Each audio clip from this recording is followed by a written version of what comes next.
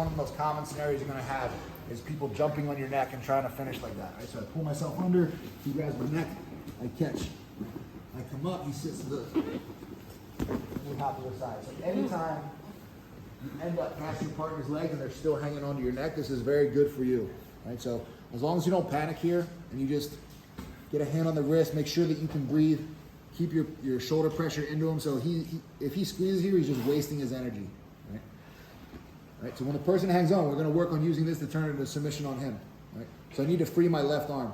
Right? And you'll see if your head is on the floor, hold a little bit tighter. If I just try to pull my arm straight out, like towards the ceiling, it's not going to work. I need to bring my elbow towards the wall. So the way I'm doing that, I'm going to pull myself this way, and then I can easily slim my limp arm out. Right? As soon as I get the arm out, I go very similar to the arm triangle we did last week. I want my shoulder deep in his chest. I get my bicep around his neck. I put my hand right under his shoulder blade. This arm is going to trap. I'm going to use my neck and my delt to trap his wrist against my neck. Right? I try to lock wrist to wrist.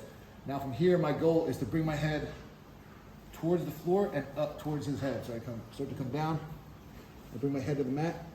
I'm going to get my knees off the mat so all my weight goes into my shoulder. And finish. This is like a very tight head and arm choke, but from the opposite side. Right? So again, we're going to end up in this position.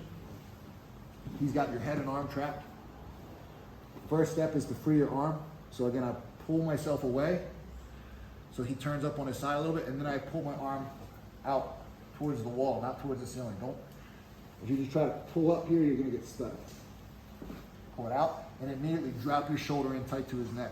I want my shoulder pressing deep into his clavicle.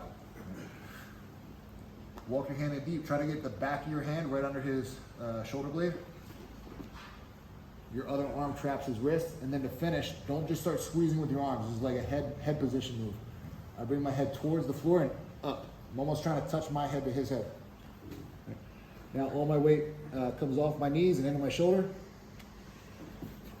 And it's not arm power, it's just body position that does this.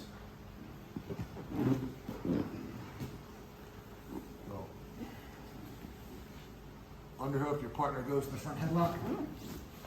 You catch, come up, hop to the other side. Just stabilize the position, make sure you don't get choked.